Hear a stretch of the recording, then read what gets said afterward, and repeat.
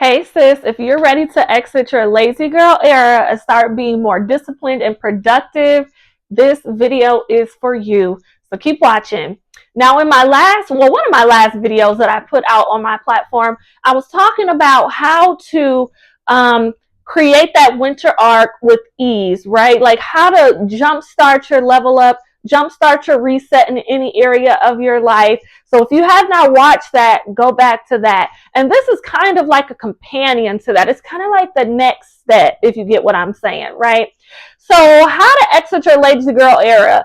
Now, for the last few years, it's definitely been team soft life, team I want slow living, that energy that was in the atmosphere among women, which is great.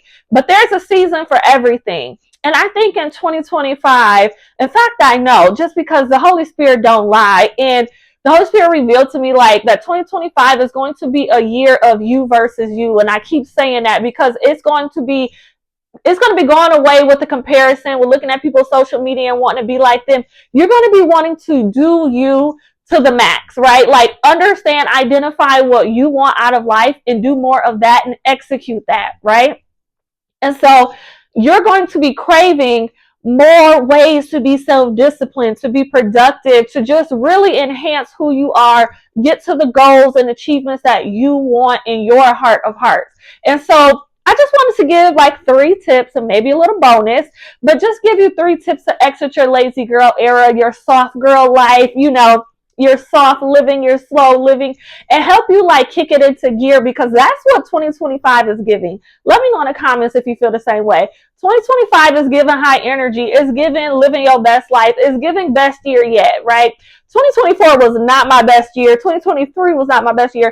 2022 was not my best year. They were great slow down years. They were great soft life years, but they were not my best years. And if you feel the same way, let me know in the comments. But let's get into tip number 1. Tip number 1 is going to be all about how you set up your morning routine. Now, right now at the recording of this video, we are in the winter season. It is December, okay? And so that means the days are shorter, the nights are longer. And one thing I always tell my clients, my lifestyle success clients, my financial success clients, whoever I come across that I'm coaching, is to go with the flow. There is a quote that says, what's the best way to ride a horse? In the direction it's going. So stop going against the grain. And so what I mean by that when it comes to seasons, identify what season you're in physically, like the actual season, whether it's winter, spring, summer, fall, and go with the flow, okay? You have a shorter amount of daylight, meaning your morning routine can be shorter. And then your evening routine can be longer because you have to maximize that amount of nighttime energy, right? We all know that when the sun is out, the sun is shining, or even if it's overcast, but it's daylight out, that you have a different way of being, the way of moving around, what you are getting done versus when the sun goes down. So I want you to identify that. And I want you to create like a mini routine that you can execute that's nice and early, nice and easy for you in the morning so that you can maximize your day, the daytime hours that you actually have to be more productive with something else, okay? Right now, I am creating YouTube videos and batch recording and things like that using the natural daylight that we do have, okay? So my morning routine is not long because I need to get up and get moving while the daylight is out. There's certain things that I can only get done during the daylight. And sorry, I keep kicking the camera. So what I mean by that, that means like prayer time. If you're going to get a little bit of workout in, do that. Definitely make your bed, brush your teeth, get dressed for the day, all that stuff. Don't overly romanticize it. Your morning routine is not the shining star here. In fact, during this season, your evening routine is, because you have more nighttime hours during your waking hours or dark hours during your waking hours than morning or than daylight, okay? So what I want you to do is not only create a morning routine, like a mini morning routine where it gets you up and gets you started for the day. The sunlight is going to come out. You get all the stuff that you need to get done for work or for your kids or for the household, for your business, whatever the case is. And then before you know it, the kids is going to come home, and then all of a sudden the sun goes down, right? The sun is down, and you like, dang, it is dark outside at 5:30. Yes. But you don't start winding down till about 9:30, 10 o'clock. So you still have your 5 to 9 hours to get some stuff done. After dinner, the kids are cleaning up. They're on their electronics and getting their showers and things like that. And you have downtime. This is not the time, sis, to just be Netflix and binging because it's dark outside and you think you about to wind down for bed. You have between 5 and 9 to get some good things done. I need you to create another routine segment in your day in the evening that helps you be productive during the evening, during those dark hours, okay? I don't need for you to be laying down watching TV for 4 or 5 hours a night. 7 times 4, that's 28 hours in a week. Imagine what you can do with an extra 28 hours towards your side hustle, your side business, your actual business, with your children, whatever it is that you need to get done. How much you can execute off your to-do list with 28 hours extra of intentional time, right? I need for you to be super intentional with this time that you have. That is how, number one, you exit your lazy girl era. You create a schedule for yourself. Like I said, typically we work during the daylight hours. So I get it. You don't really have time during the day while the sun is up, you at work. But I'm going to need for you to create that morning mini routine that gets you up, whether that's brush your teeth, wash your face, get dressed for the day, do your skincare, make sure your hair is done. You know, if you can get a little 10, 20-minute workout in, that'd be great as well, right? Make sure you make that bed. Make sure you unload that dishwasher so where people can load it all day, and then you go on about your day. But your evening routine, we need to make sure that you're doing what you got to do. Make sure you get in your skincare. That can be a longer skincare. That can be when you work out, doing your actual strength training or working out if you can't get it done in the morning or in the during the day. This is when you could be working on your business, when you can be working on your side hustle, when you can have that second job, right? Make it productive. Make your hours work for you, all right? Number 2, add one small consistent habit to your day.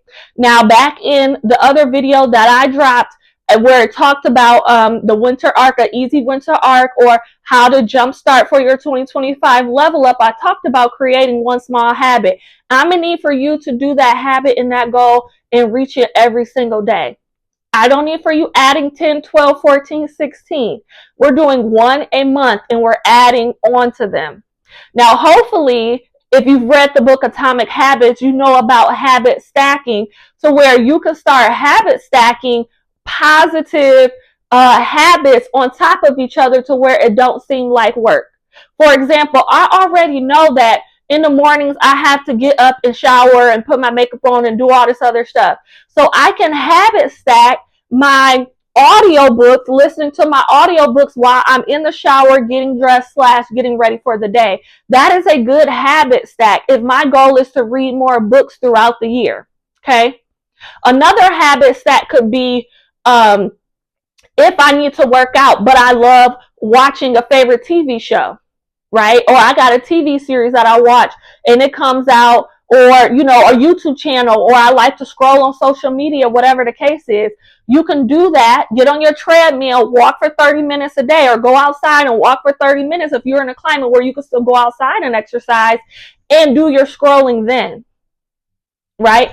Okay, I'll exercise and watch my show. I'll be on my Peloton while watching my show. If I'm not on my Peloton, I can't turn on the TV.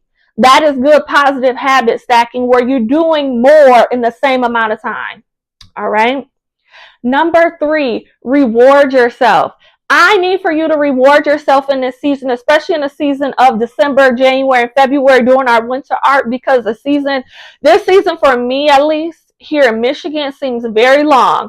You know, the days are shorter, the nights are longer, and even when the days are daytiming, we still don't get a lot of sunlight, right? It's overcast, it's gloomy, it's rainy, it's snowy, whatever the case is. And so my rewards is really what helps keep my dopamine and serotonin levels up. right? Now, I do have a happy lamp. You can look that up on Amazon, what a happy lamp or a happy light is, whatever the case is, to try to get some more daytime light to help boost the endorphins and things in your body. But sometimes you got to manufacture it depending on what season you in, right? So reward yourself for positive, healthy habits that you have instilled into your day and your week and your month. Now, do not reward yourself with food. Sis, oftentimes most of us are trying to get our weight together, our eating habits together. Food should not be a reward. Food is a requirement for living. Food is not a reward. Reward yourself with something like a new workout outfit, a new book, a new hairstyle, right? Some new tech for your business, something like that, a new plant. Listen, I'm going to buy me a new plant, period. I am a plant mom. I don't have as many plants as I used to have, but I do have quite a bit of plants. I still have about 25, 30 plants. But this winter, I love buying plants because they're cheaper in the winter than in the summer. So my biggest thing is when I need a little mini accomplishment, a mini reward, I'll buy either something that's with stationery, some jewelry, some makeup, a plant, something like that, that number one attributes to the other areas and the other goals I'm maintaining in my life, but also does not subtract from what I'm doing. If you say every time I put out a YouTube video, I'm going to treat myself to fast food, ma'am, you're going against your healthy eating goal, right? Or your healthy maintenance goal. No, ma'am, we're not doing that, right? And also don't make your rewards too expensive. Again, you are trying to get debt paid off in the year 2025. You should not be buying expensive handbags every time you do something great in your business or you reach a milestone in your business or in your fitness journey, right? It should be something that's affordable, something that's doable, something that's you're able to maintain over a long period of time, but it doesn't sabotage other areas and other goals and other habits in your life. All right. So those are the 3 tips that I have for you. Let me know if any of these resonated with you, and I will talk to you in my next video. Bye.